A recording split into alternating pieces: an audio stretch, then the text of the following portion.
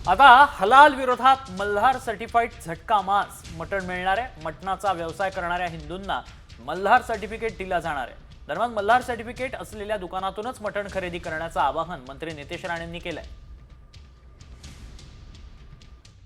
आपल्या हक्काची मटण दुकानं जिथे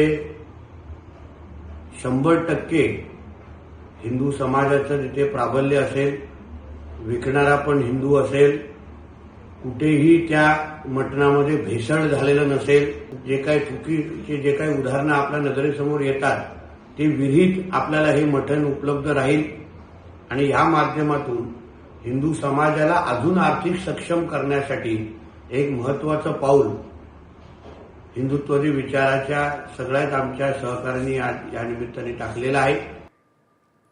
बातमीपत्रात या पुढच्या महत्त्वाच्या बातम्यांचा आढावा न्यूज पॉइंट 20 मधून। शेतकऱ्यांना कर्जमाफीची घोषणा करू असं आश्वासन निवडणुकीमध्ये सरकारनं दिलं होतं, मात्र निवडणुकीमध्ये दिलेल्या आश्वासनाचा सरकारलाच विसर पडलाय। यावेळी मात्र शेतीसाठी एआय वापराचं धोरण राबवणार असल्याची माहिती सरकारनं दिली आहे। तसंच शेतमालाला बाजारपेठ मिळवून देण्याची घोषणा करण्यात आली।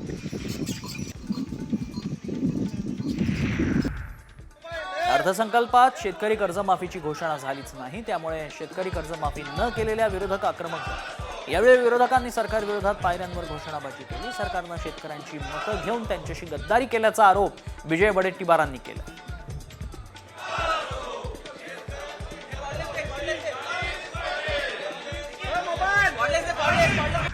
संगमेश्वर इथं छत्रपती संभाजी महाराज यांचं भव्य स्मारक उभारणार असल्याची घोषणा अर्थमंत्री अजित पवारांनी केली। स्वराज्यासाठी प्राणांची आहुती देणाऱ्या स्वाभिमानी राजाच्या पराक्रमाची स्मृती कायम स्वरूपी जपण्यासाठी संगमेश्वर इथं त्यांचं भव्य स्मारक उभारण्यात येणार आहे।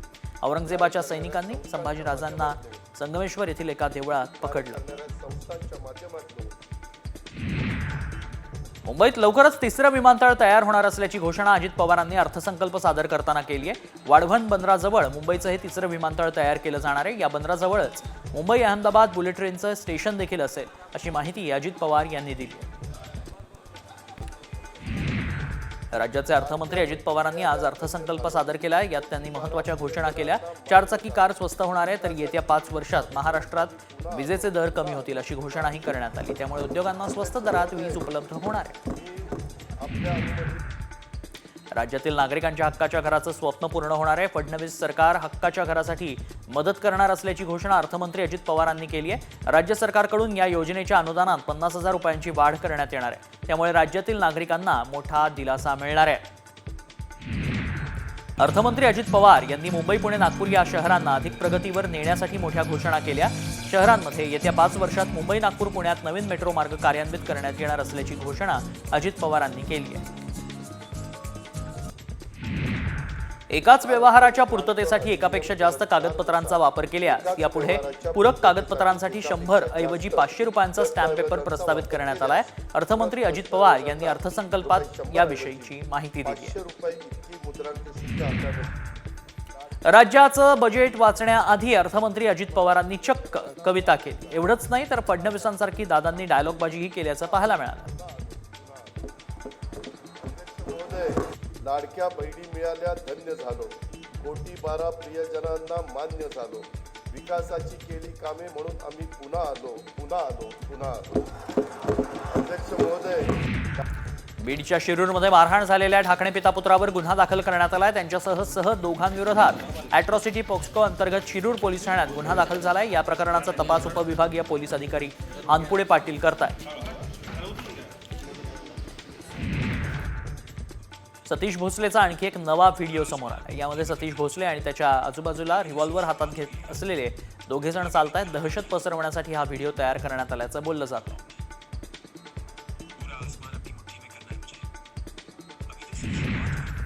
खोक्या भोसलेला अटक झाली की या प्रकरणाची व्याप्ती वाढेल, त्यासाठी मुख्यमंत्र्यांच्या गृह विभागानं राजधर्माला जागलं पाहिजे असा हल्लाबोल ओबीसी आंदोलक लक्ष्मण हाकेंनी केला। यावेळी हाकेंनी पाटोदा पोलीस ठाण्यात पोलीस कर्मचारी उद्धव गडकर हा धसांचाच एजंट असल्याचा आरोप केला। बीडच्या शिवराज बांगर यांनी वाल्मिक कराडकडे 15 लाखांची खंडणी मागितल्याचा एक एफआयआर अंजली दमानिया यांनी समोर आणला होता। यानंतर आता शिवराज बांगर यांनी अंजली दमानिया यांच्याशी बोलून आपली बाजू मांडली आहे। दोघांच्या संभाषणाची कथित ऑडिओ क्लिप व्हायरल झाली. त्यात त्यानं टोकाचं पाऊल उचलत आत्महत्या करण्याचा विचार केल्याचंही म्हटलंय. सरपंच हत्या प्रकरणी माजी मंत्री धनंजय मुंडेंसह 10 जणांना सह आरोपी करण्याची मागणी सामाजिक कार्यकर्ते अंजली दमान यांनी केली आहे. कराडला मुंडेंनीच सरेंडर करायला लावल्याचं पुरावे असल्याचा दावाही त्यांनी केला. आरोपींना मदत करणाऱ्या पोलिसांनाही सह आरोपी करण्याची मागणी दमानिया करतायत. माजी मंत्री धनंजय मुंडे पडद्यामागून सक्रिय झाल्याची चर्चा रंगतेय. कारण बीडमध्ये एका शोरूमच्या मॅनेजरला मारहाण करण्यात आल्याचं दिसतंय. मारहाण करणारे आमदार संदीप क्षीरसागरांचे कार्यकर्ते असल्याचा आरोप करण्यात आलाय. व्हिडिओमुळे धसांनंतर संदीप क्षीरसागर अडचणीत आले. शूटिंग जर आपण बघितली, मस्साजोगचे संतोष देशमुख हत्या प्रकरणाची पहिली सुनावणी 12 मार्चला पार पडणार आहे. उज्ज्वल निकमांच्या नियुक्तीनंतर बीडच्या केज न्यायालयात सुनावणी होईल. तसंच सुरक्षेच्या दृष्टीनं देशमुख हत्या प्रकरणातील खटला हा बीडच्या न्यायालयात चालवण्याची विनंती एसआयटी कडून करण्यात आली आहे. पुण्यातील कसबा पेठचे माजी आमदार रवींद्र धंगेकरांनी काँग्रेसला रामराम ठोकलाय. साम टीव्हीशी बोलताना धंगेकरांनी याच संदर्भात माहिती दिली. धंगेकर एकनाथ शिंदेंच्या शिवसेनेमध्ये प्रवेश करणार असल्याचं त्यांनी स्पष्ट केलंय. यावेळी बोलताना त्यांनी काँग्रेस सोडताना दुःख व्यक्त होत असल्याची भावना बोलून दाखवली. काँग्रेसचे माजी आमदार रवींद्र धंगेकरांनी पक्षाला रामराम केलाय. धंगेकरांना पक्षानं खूप काही दिलं. पक्ष सोडताना त्यांनी विचार केला पाहिजे होता असा सल्ला काँग्रेसचे खासदार बळवंत वानखेडे यांनी दिला. रवींद्र धंगेकरांनी काँग्रेसला सोडचिठ्ठी दिल्यानंतर विरोधकांनी टीकास्त्र डागलंय. शिंदेंच्या राजकीय बोटीवर क्षमतेपेक्षा अधिक लोक असल्याची रोहित पवारांनी टीका केली आहे. तर सत्तेत असल्यावरच कामं होतात हा दावा चुकीचा असल्याचं राऊत म्हणाले. कांदा प्रश्नावरनं भुजबळ विधानसभेमध्ये आक्रमक झाले. कांद्याची आधारभूत किंमत कायम ठेवण्याची भुजबळांनी मागणी केली आहे. तर अमित शहांसोबत कांदा प्रश्नावर चर्चा करू असं आश्वासन उपमुख्यमंत्री एकनाथ शिंदेंनी दिलं. कांदा प्रश्नी दिल्लीत केंद्रीय सहकार मंत्री अमित शहांची भेट घेणार असल्याची माहिती पणन मंत्री जयकुमार रावल यांनी विधानसभेमध्ये दिली आहे. कांदा प्रश्नी एक प्लान घेऊन केंद्र शासनाकडे जाणार असल्याचंही त्यांनी सांगितलंय. विधानसभेमध्ये कांदा दराचा मुद्दा आमदारांनी उपस्थित केला होता. कांद्यावरील 20% निर्यात शुल्क रद्द करावं या मागणीसाठी नाशकात शोले स्टाईल आंदोलन पार पडलं. लासलगाव बाजार समितीच्या आवारामध्ये घोषणा देत लिलाव बंद पाडत आंदोलकांनी पाण्याच्या टाकीवर चढून आंदोलन केलं. कांद्याच्या दरामध्ये घसरण होत असल्यानं शेतकरी संतापले. आता हलाल विरोधात मल्हार सर्टिफाईड झटका मांस मटण मिळणार. मटणाचा व्यवसाय करणाऱ्या हिंदूंना मल्हार सर्टिफिकेट दिलं जाईल. दरम्यान मल्हार सर्टिफिकेट असलेल्या दुकानातूनच मटण खरेदी करण्याचं आवाहन मंत्री नितेश राणेंनी केलं. राज ठाकरेंच्या जागी अन्य कोणी असतं तर भाजपनं थैथयाट केला असता असा टोला संजय राऊतांनी लगावलाय. काल राज ठाकरेंनी कुंभमेळ्यातील पवित्र स्नानावर भाष्य केलं होतं. त्यावरूनच आता राऊतांनी निशाणा साधलाय. पुण्यात शिवसेना ठाकरे गटाकडून बोलघेवडा म्हणत रामदास कदम, नीलम गोऱ्हे आणि शिवसेना शिंदे गटाच्या नेत्यांच्या विरोधात आंदोलन सुरू आहे. नीलम गोऱ्हेंविरोधात घोषणाबाजी सुरू असून आंदोलकांनी म्हैस आणत निषेध व्यक्त केला.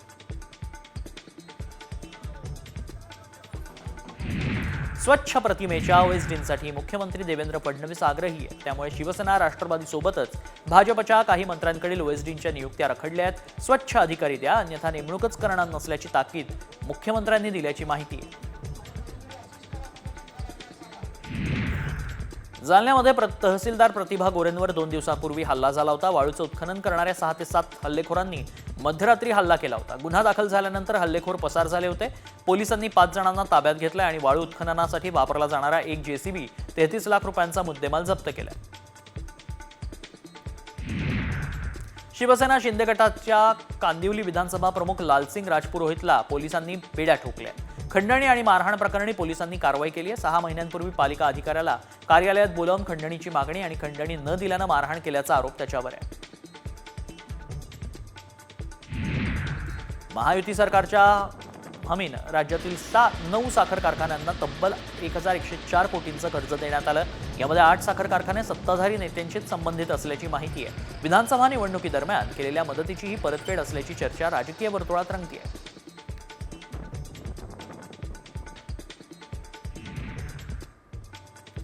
नागपुरात अश्लील चाळे करणाऱ्या हैवानाला बेड्या ठोकण्यात आल्यात. भर रस्त्यातच या विकृतानं तरुणीसमोरच अश्लील कृत्य केलं. मध्यवर्ती कारागृहाजवळच्या जॉगिंग ट्रॅकवर बेंचेसवर एक तरुणी बसली होती. तेव्हा त्या तरुणीकडे पाहत या तरुणानं अश्लील चाळे सुरू केले.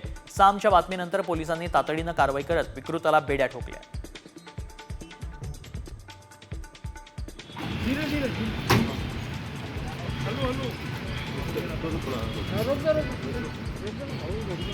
बहुत गंदा। पुण्यात भर चौकात अश्लील चाळे करणाऱ्या गौरव आहुजाची कसून तपासणी केली जाते। या तरुणांनी अंमली पदार्थांचं सेवन केलं होतं का याचा पोलीस तपास करतात। तरुणांनी ज्या पंचतारांकित हॉटेलच्या पबमध्ये पार्टी केली त्या सीसीटीव्हीचं चित्रीकरण पोलिसांनी तपासलंय। गौरव आणि भाग्येशला 7 दिवस पोलीस कोठडीची मागणी सरकारी वकिलांनी केली। डोंबिवली पूर्वेच्या खंबालपाडा परिसरात चौधरीवाडी मैदानात आरएसएसच्या वीर सावरकर शाखेवर दगडफेक झाली आहे। लहान मुलं प्रशिक्षण घेत असताना अचानक शेजारील जंगल आणि इमारतीतून दगडफेक करण्यात आली। सुदैवाने यात कोणीही जखमी झालेलं नाही। का लगती है ठीक ध्वज के पीछे से पत्थरबाजी की जा रही है। यहाँ पे घास वाला एरिया है, इस वजह से पता नहीं चल रहा है कि कौन। नागपूर विद्यापीठाद्वारे विविध विभागांमध्ये कंत्राटी कर्मचारी नेमण्यात आलेत। एकाच कर्मचाऱ्याला 3 ठिकाणी दाखवून विद्यापीठाकडून बिल मान्य करून घेण्यात आलंय। कंपनीला काळ्या यादीत टाकून विद्यापीठाकडून सुरक्षा व्यवस्था पुरवणाऱ्या संस्थेचं कंत्राट रद्द करण्याचा निर्णय घेण्यात आलाय।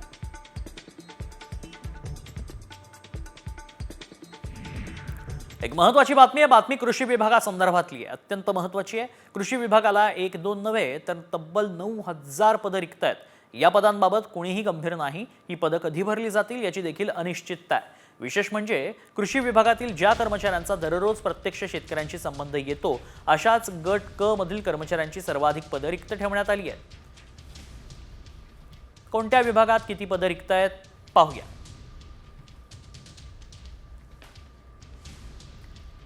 गट मंजूर पदं आहेत 284, भरलेली पदं आहेत 247, रिक्त पदं आहेत 37।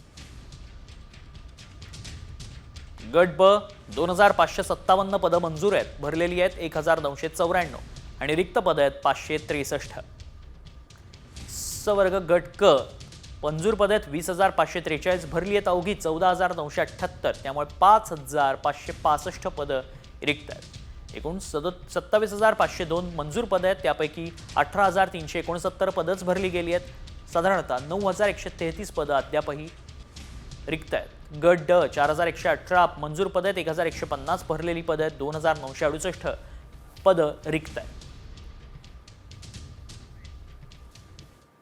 पुढच्या बातम्यांचा आढावा टॉप 50 मधून। घाटकोपरहून अंधेरीला जाण्यासाठी आता लवकरच वर्सोवा ऐवजी घाटकोपर अंधेरी अशी विशेष मेट्रो धावणार आहे। प्रामुख्यानं सकाळच्या गर्दीवर मात करण्यासाठी मेट्रो 1 व्यवस्थापन तसं नियोजन करत आहे। जालना जिल्ह्यात 40 लाडक्या बहिणींनी लाडकी बहीण योजनेचा लाभ नाकारलाय। योजनेसाठी पात्र नसताना योजनेकरता चुकून अर्ज केलेल्या जवळपास 40 महिलांनी लाडकी बहीण योजनेचा लाभ नको म्हणून जिल्हा प्रशासनाकडे अर्ज केलाय।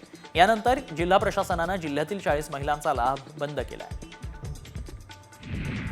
भंडाऱ्यात मुख्यमंत्री लाडकी बहीण योजनेतील 17000 लाडक्या बहिणी अपात्र ठरल्या आहेत। तालुका समितीच्या स्तरावर विविध कारणांनी त्यांचे प्रस्ताव रद्द करण्यात आले। तसंच जिल्ह्यातील 14 महिलांनी या योजनेचा लाभ सोडला। दरम्यान जिल्ह्यातील 2,82,000 महिला योजनेसाठी पात्र ठरल्या।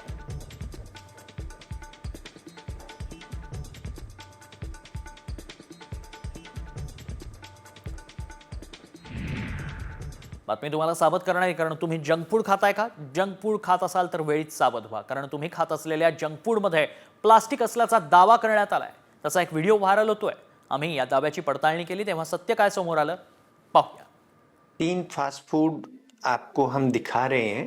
ये एक राउंडेड है जो कुछ क्रैक्स वगैरह इस तरह का होता है, ये पूरा बर्न हो जाता है। ये पूरा बर्न होने का मतलब ये है कि इसमें ऑयल भी है और इसमें माइक्रोप्लास्टिक्स भी है जो हमारे शरीर को नुकसान पहुंचाता है। तुम्ही जंक फूड खात असाल तर सावध व्हा, कारण या व्हायरल व्हिडिओत केलेला दावा गंभीर आहे। जंक फूड मध्ये मायक्रोप्लास्टिक असल्याचा दावा करण्यात आलाय आणि हे फास्ट फूड मधील प्लास्टिक कसं जळतंय हे या व्हिडिओतून दाखवण्यात आलंय। मतलब इसमें माइक्रोप्लास्टिक्स नहीं है, ये ऑयल तो है। तुम्ही जंक फूड खाताय की प्लास्टिक? जंक फूड मुळे तुमच्या आरोग्याला धोका। व्हायरल व्हिडिओ मागचं सत्य काय? फास्ट फूड हे किती आरोग्यासाठी हानिकारक आहे हे तुम्ही या व्हिडिओतून पाहिलंच असेल। चिप्सला आग लावल्यानंतर बघा कसं ते पेट घेतंय। यात केमिकल, मायक्रोप्लास्टिक आणि अधिकचं तेल असल्यानं ते पेड घेत असल्याचा दावा करण्यात आलाय. मात्र व्हिडिओत दाखवलंय ते खरं आहे का? कारण बरेच लोक असे पदार्थ आवडीनं खात असतात. विशेष म्हणजे लहान मुलं हे खात असल्यामुळं त्यांच्या आरोग्याचा प्रश्न आहे.